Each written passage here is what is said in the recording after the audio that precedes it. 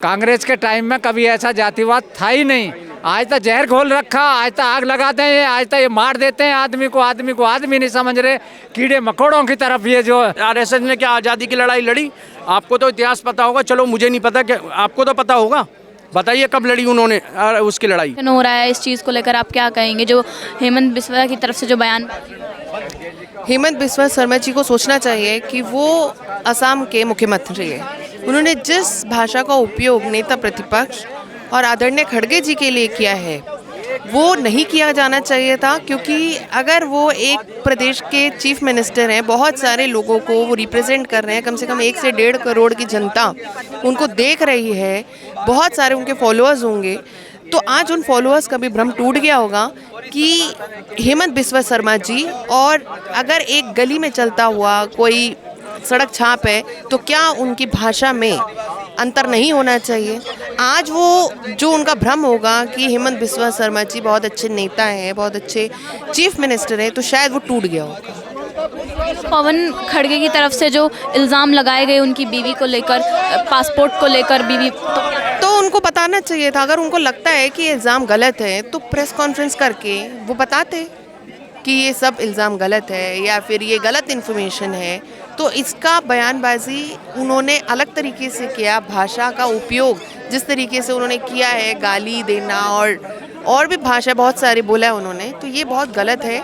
अगर उनको लग रहा था कि ये सारे दस्तावेज गलत है या बातें गलत है तो उनको आके प्रेस कॉन्फ्रेंस में बताना चाहिए था और उनको सत्यता देनी चाहिए थी कि ऐसे ये जो भी डॉक्यूमेंट्स है उसमें कहीं ना कहीं क्या पता जो है वो गलत चीज़ें हैं, तो वो चीज़ें ना बोल के उन्होंने जो दूसरा रुख लिया है गलत भाषाओं का, वो निंदनीय है। तो अभी आपकी क्या मांग है? हमारी मांग यही है कि हेमंत बिस्वा शर्मा जी को जल्दी से जल्दी माफ़ी मांगनी चाहिए कि एक दलित नेता के प्रति वो इस तरीके के इस्तेमाल कर रहे हैं। खड़गे जी का जो अपमान हुआ उसके लिए हम बोलना चाहते हैं कि ऐसा अपमान होना नहीं चाहिए, माफ़ी मांगनी चाहिए। हाँ सर, बताइए जो धरना प्रदर्शन हो रहा है वो किस चीज़ को लेकर हो रहा है, क्यों हो रहा है, और हेमंत बिस्वा की तरफ से जो बयानबाजी हुई, जो आपत्तिजनक उन्होंने शब्द कहे, तो क्या? हेमंत बिस्वा जी इस चुनाव में हार रहे हैं और बौखला रहे हैं, हारने के साथ साथ बौखला भी रहे हैं।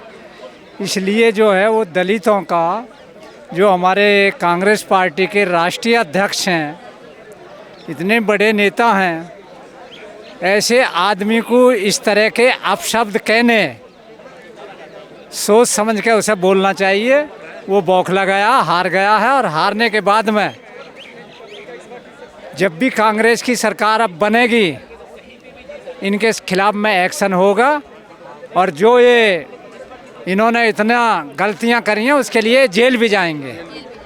अच्छा, जो पवन खेड़ा की तरफ से जो उनकी बीवी पर इल्ज़ाम लगाए गए पासपोर्ट को लेकर, पवन खेड़ा जी ने जो कहा है, उन्हें इस बात में कोई शक है तो जांच करवा लें।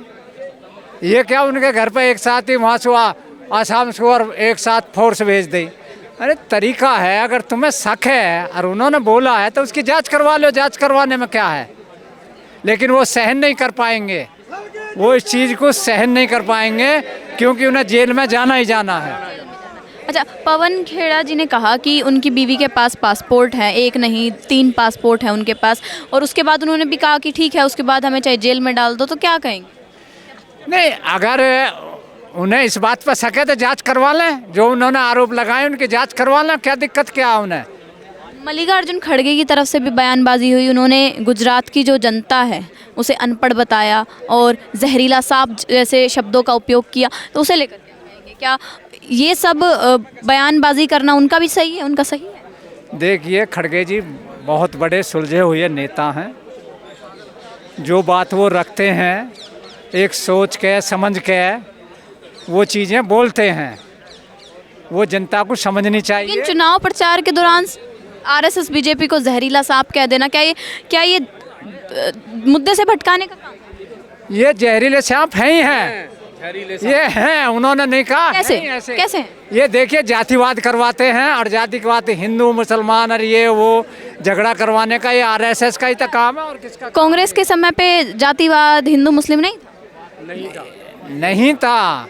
कांग्रेस के टाइम में कभी ऐसा जातिवाद था ही नहीं।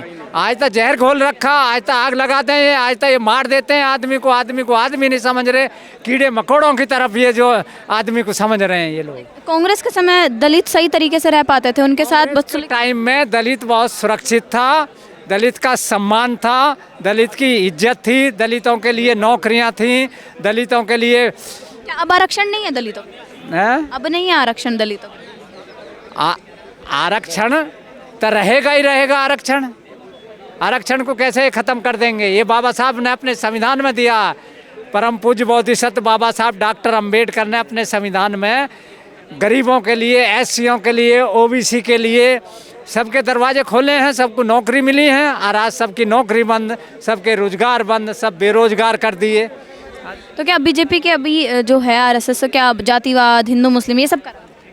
ये आप सब देख रहे हैं। अब तो जातिवाद क्या, जातिवाद तब तक एक समुद्र की लहर की तरह इन्होंने फैला दिया है। अच्छा, तो लगातार आरएसएस कहता है कि हिंदू राष्ट्र बनना चाहिए, तो क्या इसके आप फेवर में बनना चाहिए? नहीं, देखिए, संविधान का सम्मान करना चाहिए, संविधान का पालन करिए, संविधान के अनुसार बोलना चाहिए, संविधान के अनुसार चलना चाहिए। ये संविधान को मानते ही नहीं है, ये तो कुछ भी बोल देते हैं आरएसएस। और ये आप आप कह रहे थे ना धर्म के नाम पे हिंदू राष्ट्र बनना चाहिए। भारत एक धर्मनिरपेक्ष राज्य है। धर्मनिरपेक्ष राज्य का मतलब है सभी धर्मों के लोग एक मुट्ठी में बंध कर रहते हैं, ठीक है ना। तो हिंदू राष्ट्र का कोई मतलब नहीं है, राष्ट्र बनना चाहिए धर्मनिरपेक्ष राष्ट्र, सभी जाति सभी धर्मों के लोग रहने चाहिए। और आपने एक बात कहा कि आरएसएस, इन्होंने हमारे राष्ट्रीय अध्यक्ष ने कहा कि आरएसएस एक जहरीला सांप है। कैसे जहरीला सांप नहीं है? वो जहरीला सांप है। कैसे है वो जहरीला सांप? इसलिए कि वो मुखबरों का एक संगठन है जो हमारे स्वतंत्रता सेनानियों की मुखबरी किया करता था आरएसएस। आपको पता? कैसे? हाँ जी, बताइए। हाँ जी, आरएसएस हमारी हाँ कैसे करता था? कैसे करता है? आप स्वतंत्रता सेनानियों का क्या करा था उन्होंने? क्या स्वतंत्रता सेनानियों का साथ दिया उन्होंने? आरएसएस ने क्या आज़ादी की लड़ाई लड़ी? आपको तो इतिहास पता होगा, चलो मुझे नहीं पता, कि आपको तो पता होगा। बताइए कब लड़ी उन्होंने उसकी लड़ाई? तो एक बात बताइए, आरएसएस कहता है कि वंदे मातरम बोलो, लेकिन कुछ समुदाय के लोग हैं जो वंदे मातरम नहीं बोलते हैं, तो वो क्या कहना चाहेंगे इस चीज़? देखिए, ऐसा कुछ नहीं है कि वंदे मातरम सब बोलते हैं, सभी समुदाय के लोग बोलते हैं। लेकिन आप अगर किसी से ज़बरदस्ती करेंगे कि भाई वंदे मातरम बोल, जय श्री राम बोल, तो कौन ज़बरदस्ती? तो कोई किसी के, आप मेरे से ज़बरदस्ती करेंगे, मैं एक हिंदुस्तानी हूँ, मेरे से ज़बरदस्ती करेंगे तो मैं भी नहीं बोलूँगा वंदे मातरम। ये तो मेरे एक दिल की इच्छा है ना, मैं एक हिंदुस्तानी हूँ, वंदे मातरम मैं दिल से बोलूँगा, किसी के कहने पे नहीं बोलूँगा।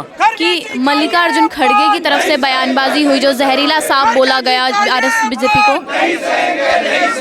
खड़गे जी का ये अपमान, हिमंता बिस्वा मुर्दाबाद, आवाज ही नहीं आई।